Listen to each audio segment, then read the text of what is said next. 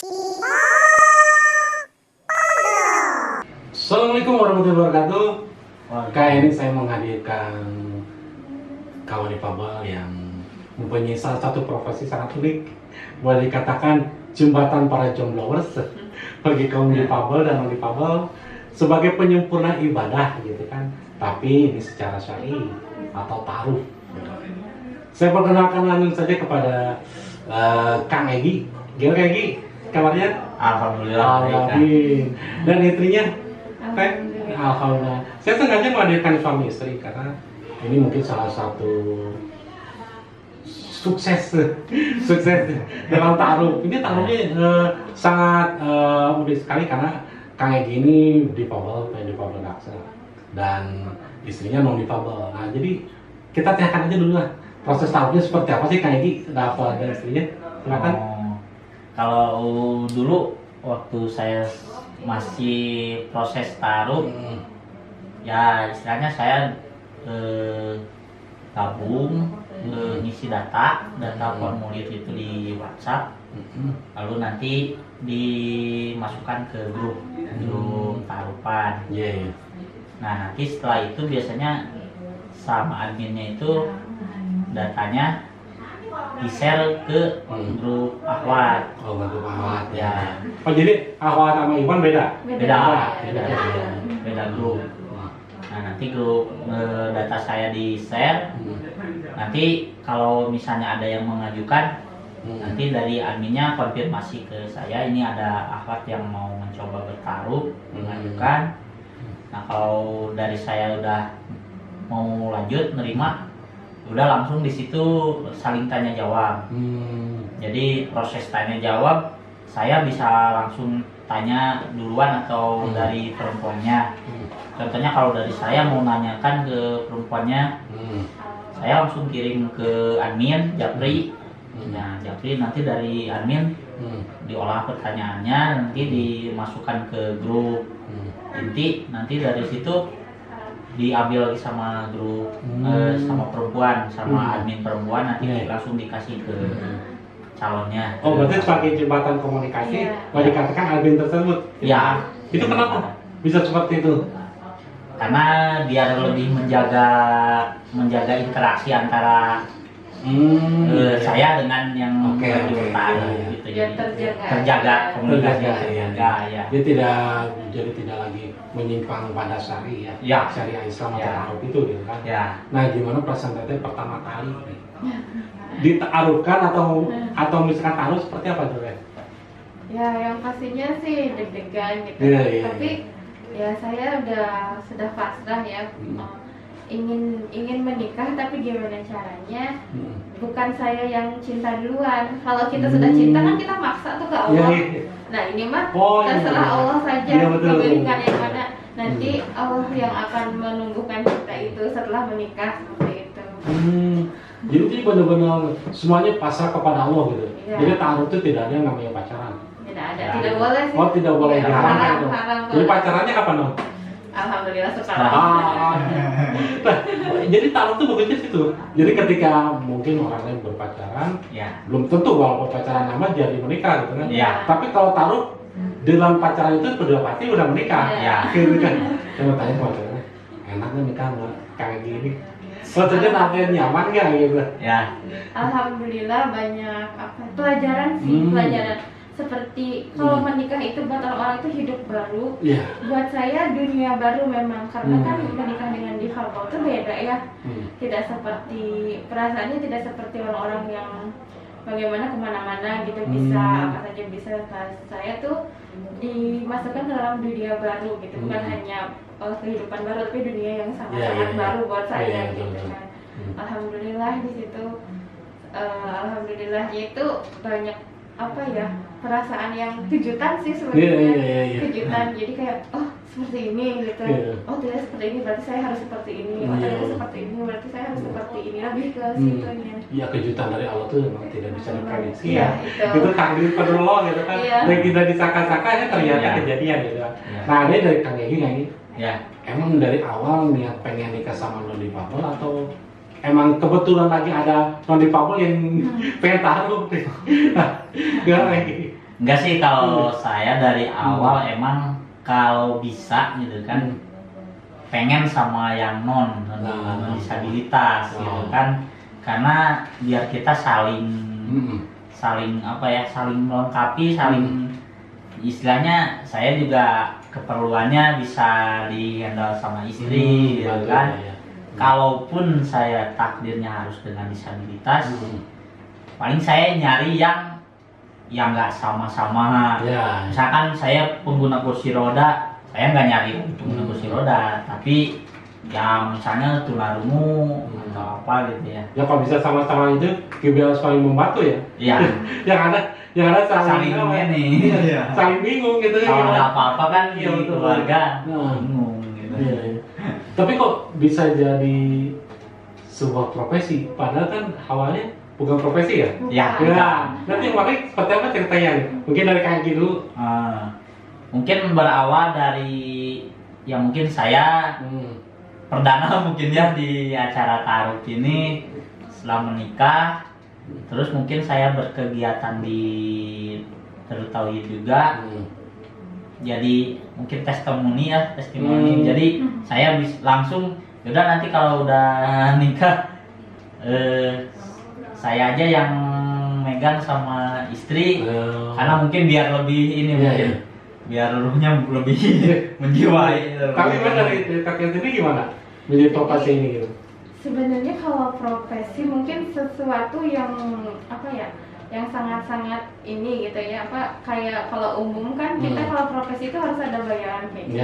Kalau ini tuh lebih ke rasa syukur kita gitu. Jadi ada bayaran? Jadi ini tuh grupnya itu di luar kan, itu di luar. Jadinya kami ditunjuk itu setelah menikah, katanya nanti teteh yang ditunjuk, teteh aja yang jadi admin akhwat, sekarang jadi admin. Iya. Betul.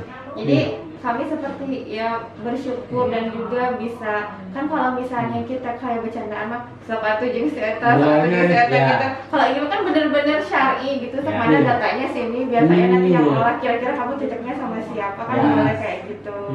Jadi kita juga ada yang kita rekomendasikan, misalkan gimana kalau sama ini begini gitu kan. Jadinya lebih enak lah insya Allah. Kalau niatnya udah baik mah kesannya insya Allah gitu. Ya profesi atau misalkan apa ya, aktivitas ini namanya aktivitasnya. Bisa bilang juga ke biro jodoh. Biro jodoh yang taruh ya. Caranya biro jodoh. Nah yang menarik sini syarat ketentuannya apa? Apakah harus seperti apa gitu kan? Seperti biro jodoh yang lainnya kan, di sini kita cari yang taruh ya. Nah syarat ketentuannya pada umumnya sama atau ada perbedaan yang signifikan ya? Yang signifikannya itu pertama serius pengen nikah gitu, bukan cuma nyari-nyari buat mengisi waktu aja. Sebenarnya kan kalau dalam tanda kutip biro jodoh atau kita lihat yang di sosmed yang cari-cari jodoh yang lain kan kayak gitu. Kalau ini sih lebih ke tahap-tahapnya itu benar-benar kita tak gitu. Kalau bisa dalam 3 bulan itu selesai sampai nikah, alhamdulillah. Tapi jangan sampai lebih dari 1 tahun untuk proses perkenalannya. Gitu. Nah itu prosesnya seperti apa? Awal tahap-tahapnya ada nggak? Ada. Seperti apa? Tahap awalnya itu ya kita nanti minta ke adminnya, saya mau ini kirimkan biodatanya, kami kasih form kosong, di situ sudah tertera nama, alamat dan lain-lain, dan karakter positif negatif. Terus nanti juga ada setelah menikah itu seperti apa, keluarga yang diharapkan seperti apa, biar nanti sinkron sama yang pasangan yang akan mungkin menjadi pasangan hidupnya gitu. Di situ nanti kita share. Yang di-share di sini catatannya yaitu ikhwan saja yang di-share di grup akhwat. Ikhwan saja. Ya, ikhwan saja. Berarti akhwat enggak? Akhwat enggak di-share. Nanti yang memilih akhwat di sini yang memilih akhwat. Dan di grup akhwat juga bukan hanya yang mencari, tapi yang mencari kan juga banyak, ibunya, temannya, neneknya, bibinya seperti itu. Tidak hanya mencari jodoh untuk sendiri. Dia yang mencarikan buat temannya apa. Ya mungkin kan sudah pasti ya kali kan memberikan jodoh yang terbaik gitu kan. Dan sedangkan di sini taruh itu kan, yang saya tahu kayaknya baru biro jodoh taruh ini baru ini gitu ya. Yang biasanya kan biro jodoh pada umumnya gitu kan. Ya misalkan perkenalan saling berkenalan ya sudah gitu kan. Lepas dari admin. Kalau nggak salah ini di bawah DT perlu ya? Iya, di bawah DT. atau DT? Lebih ke tahajud call nasional yang dibentuk oleh orang-orang yang ngaji di DT. Ya, ini masih baru soalnya taruhan tahajud call namanya, taruhan tahajud call. Masih baru 2019 akhir. Ya seperti yang mengatakan pasti ada kesulitan gitu. Ya, pasti ada sesuatu yang harus dilalui. Biasanya kesulitan seperti apa untuk Teteh mendapatkan pasangan hidup gitu kan, difabel gitu kan, sedangkan Kang Edi non difabel, mungkin dia Teteh dulu. Ya, saya dulu. Alhamdulillah sih. Tadinya kan saya juga bertanya tuh pada waktu istikharah tuh banyak gimana saya itu mau nikah sama difabel kan. Saya maunya jawabannya sejujur-jujurnya gitu. Tapi Masya Allah jawaban yang dia dapatkan itu katanya tidak semua malaikat itu bersayap. Ada yang bilang mungkin itu buat penggugur dosa saya. Ada yang bilang buat ladang pahala. Ya Alhamdulillah. Mungkin kebanyakan di sini yang membuat saya terkejut mungkin ya. Bisa saya sabar, mungkin bisa jadi ladang pahala, bisa saya bersyukur juga gitu, bisa jadi penggugur dosa. Mungkin selama ini saya mungkin dulu pernah punya stigma negatif terhadap agama atau gimana, kita kan hati orang nggak ada yang tahu ya gitu. Tapi setelah saya terjun sendiri ke dalamnya itu seperti ini ternyata gitu. Kita jangan melihat kelemahannya, justru kelemahannya itulah kelebihannya yang Allah berikan gitu. Ya kita harus lihat di sisi positifnya. Iya, kita merubah sudut pandang gitu, mendewasakan juga sih sebenarnya. Nah, Pak Kang gimana? Apakah mungkin ada merasa minder, Pak gua nih lumpuh atau sedangkan istri biasa mau dipapel kan? Ya. Mungkin ada di benak atau misalkan terlintas seperti itu gitu. Kalau dulu saya masa-masa remaja mungkin ya ada terbersit sedikit perasaan seperti itu, tapi mungkin karena saya dulu sama keluarga sama orang tua diinikannya nggak di lingkungan disabilitas, mungkin dari sekolah sampai kuliah nggak disabilitas jadi kadang dari jiwa saya sendiri pun emang saya kalau secara fisik disabilitas ya, tapi kalau mental saya nggak merasa disabilitas gitu. Jadi mungkin saya punya istri non disabilitas.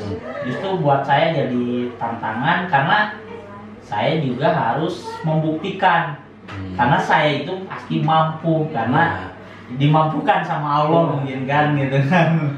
Karena kan kalau stigma orang itu berpikirnya mungkin saya cowoknya disabilitas, mungkin nggak mungkin bisa lah menafkahi istri apalagi ini non disabilitas gitu kan. Kalau yang disabilitas sama disabilitas itu kan banyak lah mungkin gitu kan. Nah justru ini bagi saya itu jadi bahan pembuktian untuk ke keluarga, mungkin keluarga istri atau keluarga saya gitu bahwa saya mampu gitu. Saya bisa gitu. Makanya segala sesuatu itu kalau urusan di luar itu yang mungkin bisa saya handle, saya upayakan saya tangani sendiri gitu kan. Seperti ngantar istri ke pasar atau apa gitu, ngurusin apa. Mungkin yang saya bisa udah, tapi saya juga kan nggak bisa seperti itu juga. Ada mungkin yang saya nggak bisa, mungkin istri bisa gitu. Bisa saling lah, saling melengkapi. Nah, awalnya gimana cara untuk meyakinkan kepada seorang istri Teteh ini gitu kan, untuk bisa menerima apa adanya Kang Egi, dan benar-benar emang Kang Egi niat untuk menikah. Ya. Kalau saya sih emang dari awalnya dari dulu mungkin karena saya udah hijrah ya, udah begini lagi. Justru saya lebih yang mengalir aja lah. Ini saya kayak gini. Ya kalau mau sama saya berarti ya ini jodoh saya gitu kan. Saya udah pasrah sama Allah. Pasti ini yang dipilihkan oleh Allah. Berarti intinya kejujuran paling utama. Ya, apapun itu gitu kan. Nah gimana sekarang Teteh untuk meyakinkan kepada diri Teteh sendiri gitu bahwa ini jodoh saya, dan pasti insya Allah terbukti Kang Egi ini bisa membuktikan dan bisa juga menjadi tanggung jawab seorang suami dan nanti untuk anak-anaknya juga. Insya Allah. Kalau buat saya sih awalnya memang mungkin cukup sulit ya. Sulit karena saya sendiri di lingkungan keluarga, di lingkungan rumah juga karena di kampung gitu ya. jadinya kan sempit tuh kalau di kampung. Jadi kalau buat difabel itu jauh gitu, nggak kebayang sama sekali sebelumnya gitu. Tapi kalau di kota kan sudah mulai terbuka, sudah ini, jadi kayak sekarang di sosmed juga kan banyak kayak di YouTube kayak gitu bisa kita lihat seperti itu.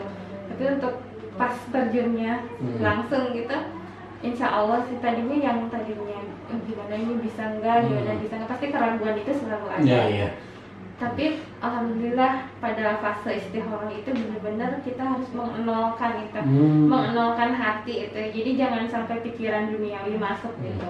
Ternyata alhamdulillah setelah menikah buktinya saya masih bisa, masih ada gitu. Rezeki mah kan dari Allah gitu kan. Kita tuh banyaknya salah fokus sih kan, maksudnya salah fokus, jadi lebih ke suaminya begini, kamu nanti gimana. Sebenarnya suami ini tuh hanya itu titipan Allah, harusnya mah kita ke Allahnya gimana gitu. Dia mah hanya kalau media mah medianya gitu. Kita tuh banyaknya salah fokus, jadi seperti suaminya begini, kitanya harus begini, suaminya begini, kitanya harus begini. Jadi kita tuh lebih ke makhluknya gitu, bukan ke yang memberikan itu gitu, memberikan tugas-tugas itu. Berarti kita sebagai pasrah kepada Allah, kemudahan-kemudahan kita dapatkan. Nah, caranya mengenalkan hati gimana? Nah itu saya juga nggak tahu. Saya juga nggak tahu mengalir begitu aja. Saya cuma yakin kalau yang baik itu hanya untuk yang baik gitu aja. Dan Allah mah gak bakalan dolim gitu kan. Apalagi dari sisi seorang lelaki ya tahu sendiri kan, lelaki kan biasanya pikirannya kabur-kabur kalau mau lihat perempuan gitu kan. Kalau wanita lagi apa? Untuk menolakkan hatinya gimana? Untuk menolakkan hatinya, kalau laki-laki normal ya, naluri laki-laki itu kan di luar saya lihat perempuan atau apa gitu. Tapi kalau di hati saya sendiri kan, oh ya ini yang udah jadi istri saya, ini yang nerima saya, ini jodoh saya gitu kan, gitu. Berarti niatnya harus dari awal niat baik gitu ya? Iya. Karena kalau niatnya melenceng aja sedikit gitu, udah. Karena kan ini Allah yang milih kan gitu kan, bukan siapa atau dikenalan sama siapa gitu, enggak. Allah yang nuntun gitu kan, hati saya bisa istri saya dilembutkan hatinya untuk menerima saya juga keraguannya mungkin dihilangkan gitu. Nah itu. Kalau menurut saya sih, biro jodoh yang dilakukan oleh Teteh dan kayak gini merupakan aksesibilitas bagi disabilitas. Apakah itu kemudahan untuk mendapatkan jodoh, walaupun akhirnya kita nggak tahu kan itu cuma rencana kita, tapi Allah yang menentukan gitu. Nah, kemudahan ini berlaku juga untuk orang yang ingin poligami. Kalau itu beda lagi itu kan, grupnya itu di luar grup saya ada. Namanya itu Tadud ya. Oh, yang kalau ini Tadud itu Tadud. Ya, Tadud. Cuman itu prosesnya beda lagi. Kalau yang syariah itu justru yang nyarikan untuk suami itu istrinya. Yang nyarikan. Oh, jadi istrinya yang nyarikan. Istrinya yang nyarikan istri kedua buat suami. Ada juga tapi misalkan yang meminta itu ditaruhnya jodoh-jodohnya kan. Kita masih belum sih kalau ke situ. Ada pembicaraan ke situ, tapi belum berkembang ke situ. Karena bagi kami kan masih tahu sendiri lah kalau ibu-ibu tuh mendengar kata poligami itu udah teng kita tuh ada langsung ngebul gitu. Manusiawi lah ya. Manusiawi ya. Iya. Tapi kayak ini merupakan salah satu juga untuk solusi ya. Untuk yang misalkan untuk istrinya mencarikan istrinya nih ya, itu yang mencarikan jodoh kedua untuk suaminya gitu kan. Karena di Islam itu sunnah kan, tidak diharamkan gitu. Dan itu merupakan bagian dari ibadah juga. Gitu. Yang penting caranya benar. Itu. Sekarang kan banyak sekali orang-orang yang bilang, wah saya mau poligami, tapi caranya taunya istri yang pertamanya nggak tahu. Gitu. Nah itu kan yang berbalik nikah di balik tangan kan dibawa apa gitu kan. Nah itu kan berarti itu untuk pencegahan seperti itu bagus juga, baik juga. Sebenarnya itu tuh harusnya diniatkan sama suami istri poligami itu. Jadi pada saat kita hitbah di dalam pertanyaan itu harus ada misalkan begini, kan saya bertanya Kang nanti ada niat poligami enggak? Mau kalau memang ada di usia itu udah keberapa? Harusnya itu dibicarakan itu pada saat hitbah. Jadi sebenarnya kenapa halal menikah tanpa izin istri itu halal? Karena direncanakan sebelumnya, ya kan? Jadi kapan aja terjadi itu karena udah ada kesepakatan pada awalnya. Jadi mental istri itu sudah disiapkan untuk berbagi gitu. Untuk seperti itu. Kalau di Indonesia salahnya lebih baik minta maaf daripada minta izin, ya kan? Mau nggak mau pasti dimaafkan juga misalnya seperti itu kan. Pikirannya gitu kan, untuk orang yang berbuat salah gitu kan. Karena udah kejadian. Nah, yang salah persepsinya di situ kali ya. Persepsinya di situ. Harusnya sih lebih ke pemahamannya sendiri ya, poligami itu bukan untuk gaya-gayaan gimana. Justru kalau menurut saya mah justru itu baik ya. Sekarang gini aja, misalkan kalau orang laki-laki itu memang soleh, pasti kan kita juga tertarik gitu. Tertarik dalam artian ya kalau misalkan ada pemimpin yang soleh, kenapa saya tidak jadi makmumnya? Perempuan juga pasti pengen seperti itu. Buktinya banyak kan ke ustadz-ustadz yang Pak Ustadz ada niat poligami enggak? Data saya ini banyak yang seperti itu. Ada juga kejadian yang saya sama sahabat saya berdua, jadi mereka bertiga perempuan, boleh nggak mengajukan nikah kepada satu laki-laki kayak gitu? Karena kami memang sering berbagi. Perempuan. Sebenarnya perempuan itu suka berbagi, yang berbagi itu perempuan ya kan. Makanya poligami itu perempuan yang banyak bukan laki-laki. Seperti teko ini, tekonya mah satu, tapi gelasnya bisa banyak. Filosofinya seperti itu ya. Nah kan kayak gini kan tadi di Hitbah kan bilang dari awal juga harusnya dibicarakan dalam poligami ya. Bagaimana dengan ini? Niatan gitu.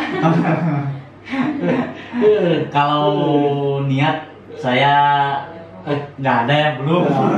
Tapi kan kedepannya nggak tahu ya itu alongan yang menentukan gitu kan kedepannya gitu. Sama kita sendiri gimana? Kalau misalkan untuk berbagi, karena katanya kan perbandingan perempuan sama laki-laki itu sekarang banyak. Karena apa? Karena banyak laki-laki yang suka sama laki-laki. Jadinya kami lebih terancam gitu kan. Ada seperti itu kan. Ada orang yang bilang ini, udah cowok ganteng mah udah habis sama cowok gagah gitu. Kayak gitu. Zaman LGBT ya. Gimana-mana gitu kan. Makanya untuk mencegah itu ya kenapa tidak gitu berbagi seperti itu. Karena sebelum-sebelumnya itu sebenarnya kan sebabnya poligami itu kenapa harus 4 istri itu bukan 1 jadi 4. Orang-orang tuh setengah-setengah kan mengartikan ayat itu. Yang dulu-dulu itu 10, 20, 100 istrinya itu banyak. Jadi di sama agama Islam itu dibatas 4 saja gitu. Yang lainnya silahkan di ini gitu kan ditawaf seperti itu. Karena apa? Karena memang pada kenyataannya selama ini ya di Indonesia ini ya, untuk di Indonesia yang saya tahu itu pasti kan poligami itu negatif. Pasti namanya teh pelakor lah, mencuri suami orang atau gimana gitu. Padahal kan itu syariat untuk apa? Ada beberapa laki-laki yang mungkin kebutuhan biologisnya berbeda, atau ada juga yang mungkin punya perusahaan, daripada ke orang lain mendingan saya tanpa istri mengelola ini. Jadi tetap untuk keluarga, untuk maslahat bersama seperti itu kan. Ada yang kejadian seperti itu kan. Saya sih setuju aja, tapi ya kita lihat dulu syaratnya apa. Enggak banyak kok, cuman adil, ya kan?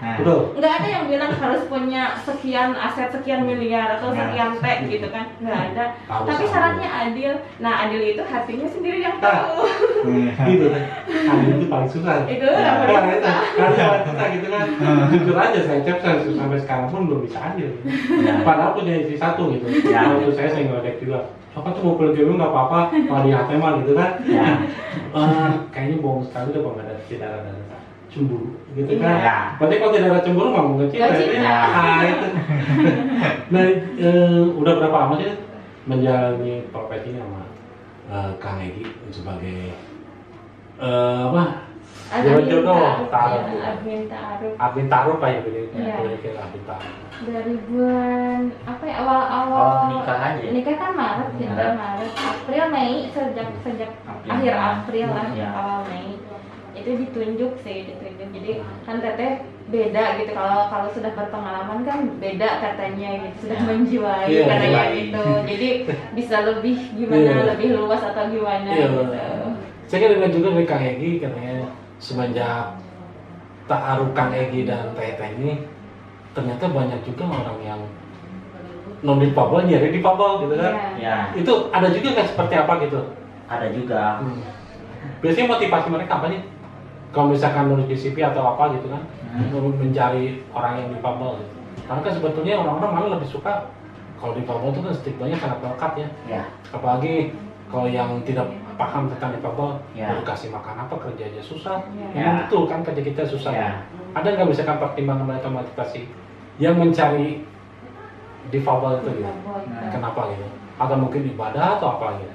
Kalau Ya. secara emosi ya, karena kalau perempuan itu kan banyaknya laki-laki yang digoda atau dia sendiri yang tergoda, dia sendiri yang mencari. Lebih ke kalau misalkan punya suami difabel mungkin ya ini sih kita hanya berkeyakinan sendiri, mungkin dia tidak akan inilah sama yang lain gitu, ada main lah gitu dalam tanda kutip. Nah seperti itu mungkin lebih ke ya karena kekurangannya itu membuat dia terbatas gitu kan, jadi ya kami yakin kalau dia adalah seutuhnya gitu, pilih kami kayak gitu. Lebih ke seperti itu sih. Tiba-tiba kayak ini kayak difabel jarang tergoda. Kalau tergoda mah ya mungkin ada aja ya, karena mungkin laki-laki normal ya. Tapi Enggak, yang kurang itu yang tergoda itu laki-laki normal atau kurang aja? justru laki-laki normal. Laki-laki normal karena kalau nggak tergoda sama perempuan berarti itu di tanda tanya kenormalannya. Itu lagi dia juga bercanda sama. Ya. Kalau misalkan kalau ayah tergoda gimana nih? Ya silakan aja gitu kan. Nanti saya dicukupin sok kebutuhan gitu. Ya. Karena oh ya nggak apa-apa lah gitu. Semua bercandanya gitu. Tapi dipikir-pikir, kok saya nggak tahu diri banget ya. Udah mau kondisi fisik kalian seperti ini, udah ada syukur udah ada yang mau gitu kan. Iya. Tapi mau. Jadi kalau misalkan selingkuh, aduh gimana gitu? Iya. Dia ada tanggung jawab gitu. Lu nggak. Jadi kukur nikmat aja dari awal. Iya. Seperti itu.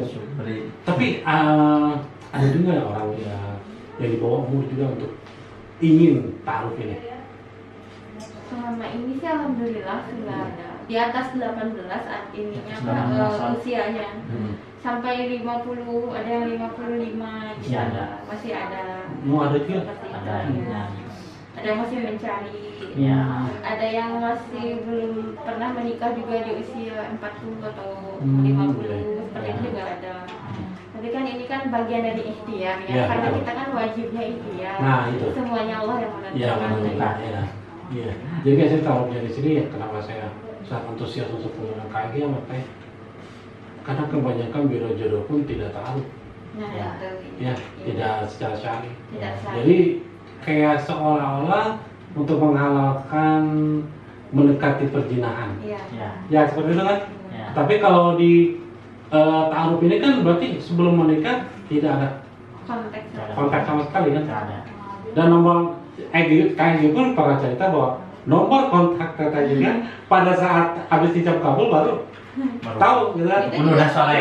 Itu Sore. sore. Mau maghrib. Nah, ya gimana nggak asiknya pacaran setelah menikah gitu kan. Iya. Nah, ini untuk para jombloers ya, Ya. yang ingin menikah halal, Ya. yang ingin diridhoi Allah, ya mereka secara taruh kalau Iya. misalnya sulit sebenarnya taruh di mana mencari menjadi mediasi atau bisa jembatannya bicara ngomongnya aja kayak gitu. Nah selesai ini pokoknya kami saya aja. Nah sekarang sudah berapa banyak yang tahu? Ta'aruf itu kalau di Ikhwan itu untuk data 21 orang. 21 orang. Insya Allah, alhamdulillah kemarin udah ada yang nikah satu. Mungkin kalau untuk yang belumnya 20 kalau untuk di data Ikhwan.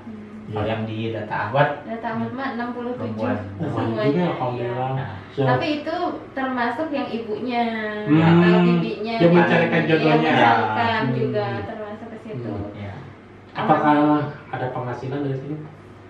tidak. Kalau penghasilan kita Penghasilan. lebih ke apa ya? kayak di hati itu bahagia gitu. Bahagia. Kalau ada yang sampai lanjut itu bahagianya beda. Justru kayak gitu. dari awal kita memproses menjembatani itu kadang dan ini akan terus dilakukan. Iya. ya Insya Allah, insya Allah. Mudah-mudahan didoakan supaya diajarkan, dimudahkan, dan mudah-mudahan semua generasi yang ingin menikah melalui ta'aruf ini. Amin. Ya, seperti dan apalagi di insya Allah sekarang. pahala mengalir terus. Nah, gitu. Amin. Pahala. Untuk PKI itu paling utama kan, Insya Allah. bukan hanya sekedar materi. Oh. Kalau Ya. ngomongin pahala berarti dunia pun akan bahagia. Ya, Ya, tapi yang waktunya dong kan kayak gitu. ya, Sebenarnya pasti banyak pengen ya, banyak yang ngobrolkan, diskusikan gitu kan. Ini Hmm. sangat menarik sekali apalagi untuk kawan difabel. ya, Dan untuk kawan difabel pokoknya siapa saja yang mau taruh, ya, insya Allah kita ada jembatannya, kita ada mediasinya yaitu Ya. Kang Egy dan Teteh. Ya. Dan mudah-mudahan yang ke depannya atau mungkin bisa Teteh pesan atau Kang Egy untuk non difabel supaya tidak terlalu mengkhawatirkan tentang jodoh ini. Ya, insya Allah untuk semua. Kalau kata AA tuh SDP ya, seseorang dalam penantian. Oh, gitu. suatu apa? Terus membumikan ikhtiar, melangitkan doa. Hmm. Jodoh itu pasti ada. Kita yakin sih, soalnya semuanya kita kan berpasangan. Iya betul. Yakin mintanya sama Allah karena Allah yang punya. Iya. Gitu. Untuk Kang Egy, kalau dari saya ya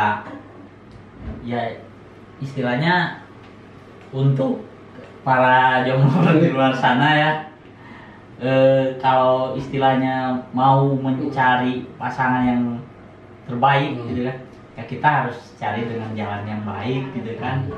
Apalagi kan zaman sekarang ini kan ya godaannya wah, Godaannya dari gitu mana-mana kan. gitu kan. Luar biasa. Tidak terpaku itu non difabel atau difabel Ya. semua. semua gitu. Alhamdulillah. Makanya jembatanannya ditaruh ini, Iya. insya Allah lah. Insya Allah ya mudah-mudahan Ya. untuk kawan non difabel dan difabel Ya. juga cepatlah akhiri jomblo dengan taruh, Nah, bukan ya. dengan pacaran. Ya. Karena itu akan menjadi jalan kita ke surga. Insya Amin. Allah. Insya Allah. Sampai nanti dan mudah-mudahan kita akan kembali lagi bersama Difabel Bandel. Wassalamualaikum warahmatullahi wabarakatuh. Waalaikumsalam.